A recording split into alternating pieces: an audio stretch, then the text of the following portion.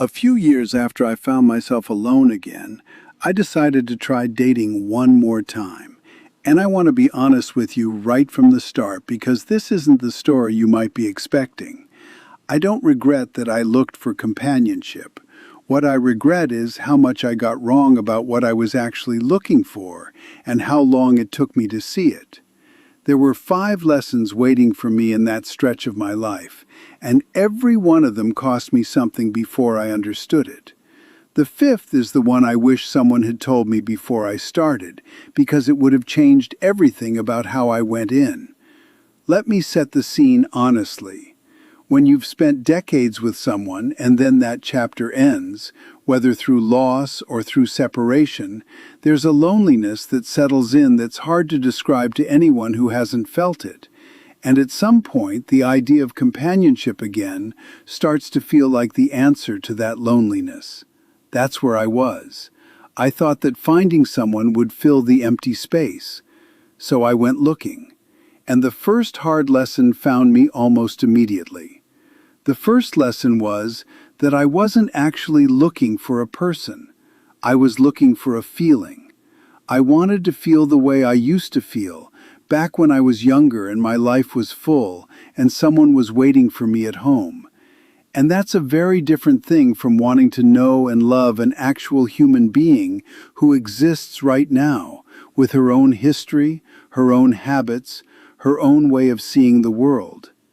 I went into it carrying a picture in my head of what companionship was supposed to feel like, built entirely from my past, and I kept measuring real women against a memory. That's not fair to anyone, and it doesn't work. The women I met were real, present, complicated people, and I kept being quietly disappointed that they weren't a feeling from 30 years ago. It took me an embarrassingly long time to understand that I hadn't been giving anyone a real chance. I'd been auditioning them for a role in a play that had already closed. The second lesson was harder, and it touched my pride. I discovered that I had become far more set in my ways than I ever realized. When you live alone for a while, your life arranges itself entirely around you.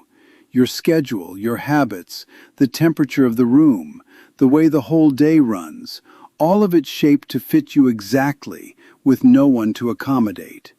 And that's comfortable. It's genuinely one of the pleasures of living alone.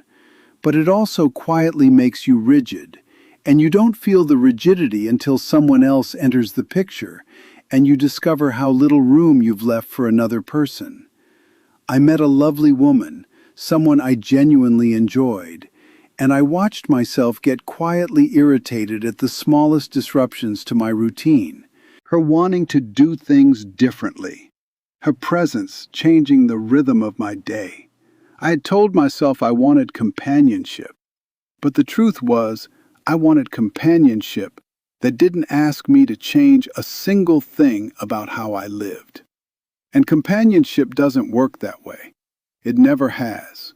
I had to face the fact that part of me wanted the idea of someone more than I wanted the reality of actually sharing my life again. And I think that's more common among men our age than anyone admits. We remember companionship fondly, through the soft light of memory, and we forget that sharing a life is also daily compromise. The constant small surrender of having things exactly your own way. I had gotten so used to my own way that I'd quietly forgotten how to give it up.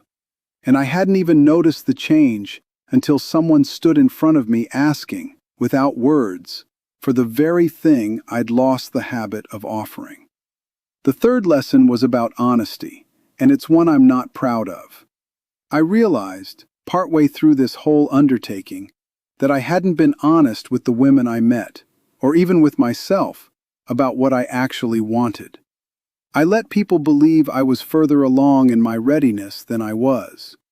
I said I was looking for a real connection when, if I'd been truthful, I was mostly looking to not feel lonely on a Saturday night.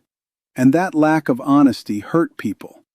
There was a woman who started to care for me genuinely, and I let it go on longer than I should have, because her attention felt good, even though I knew somewhere inside that I wasn't able to give her what she was beginning to hope for.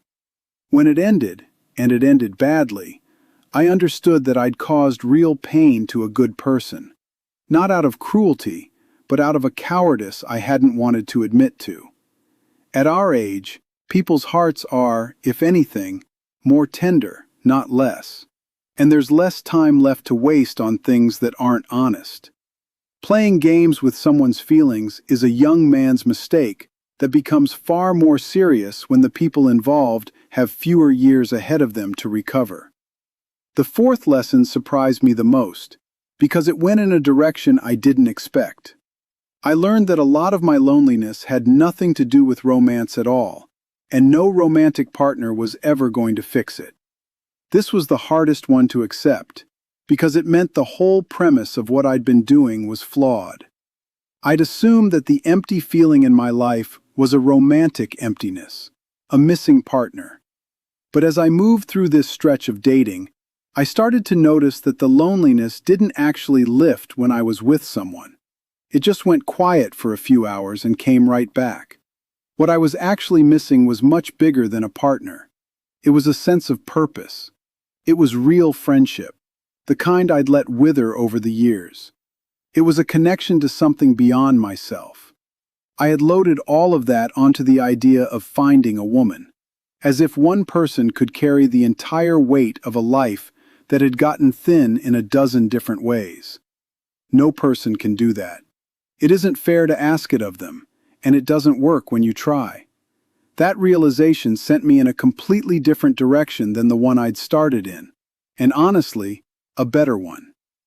There's something else I noticed in that stretch that I think is worth passing along, because nobody prepares you for it. Dating at our age is a strange business, because everyone involved is carrying decades of history into every meeting. When you're young, two people meet as something close to blank pages, still being written. At our age, both people arrive as finished books, with whole chapters already lived, marriages behind them, children, losses, habits set hard over a lifetime. I hadn't accounted for that at all. I met women who were, understandably, still grieving husbands they'd loved, or still guarding themselves against being hurt again the way they'd been hurt before. And I was doing the same, whether I admitted it or not. We were all trying to begin something new while dragging the full weight of everything that came before. I'd imagined dating again would feel like it did when I was young, light and full of possibility. Instead, it was tender and complicated, two people trying to see each other clearly through the fog of everything they'd already been through. That's not a reason to avoid it, but I wish I'd understood, going in, that I wasn't 25, and neither was anyone else, and that the past comes to the table whether you invite it or not. And that brings me to the fifth lesson, the one I most wish I'd understood before I ever began. I had to become someone I actually wanted to spend time with, before I had any business asking someone else to spend her time with me. Here's what I mean, because it's the heart of everything I learned. I went into dating as a man with a hole in his life, hoping another person would fill it. And a man who approaches companionship that way is, whether he means to be or not, a kind of taker. He's looking for someone to fix how he feels, to give his empty days a shape, to make him whole. And that's a heavy thing to put on another human being, and people can sense it, even when it's never said out loud. What I eventually understood is that the men who find good companionship late in life are almost never the ones who went looking to be rescued from their loneliness. They're the ones who had already built a life that was full on its own, and were looking to share that fullness with someone, rather than borrow hers to cover their own emptiness. That changed the entire question for me. The work I actually needed to do had nothing to do with meeting women. It was building a life that felt like mine, and like enough on its own.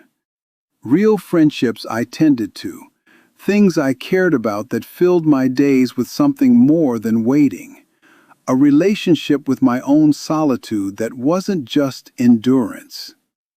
And the strange thing, the thing I did not expect at all, is that once I stopped chasing companionship as a cure for loneliness and started building a life I genuinely liked, the loneliness itself eased considerably, even without a partner. I had been trying to solve the wrong problem the entire time. So do I regret dating again? In the way the title suggests, yes, I regret the version of it I did, the version where I went looking for someone to save me from my own life, instead of doing the work of making that life worth living first. I regret the honesty I withheld, and the good people I wasn't fair to along the way. But I don't regret what it taught me, because I'm not sure I'd have learned it any other way. Sometimes you have to go looking for the answer in the wrong place before you understand where it actually was. If you're a man thinking about companionship again in this stage of your life, I'm not going to tell you not to. Companionship is one of the great goods of being alive, at any age, and the desire for it is nothing to be ashamed of. But I'd ask you to be honest with yourself about one thing before you begin. Are you looking to share a life, or are you looking for someone to rescue you from one that feels empty? Because those two things look almost identical from the outside, and they lead to completely different places. The first can be the beginning of something genuinely good for both of you. The second, I can tell you from experience, tends to end in disappointment, and often in someone getting hurt who didn't deserve it. Build the life first. Become a man whose company you'd actually enjoy if you were on the outside looking in. Do that, and whether or not companionship ever comes, you'll have gained the thing you were really missing all along. And if it does come, it'll come to a man who has something real to offer, rather than a man with a hole he's quietly hoping someone else will fill. That's the lesson I paid for the hard way. I'm handing it to you for free, in the hope that you might skip the part where you learn it by hurting people, including yourself.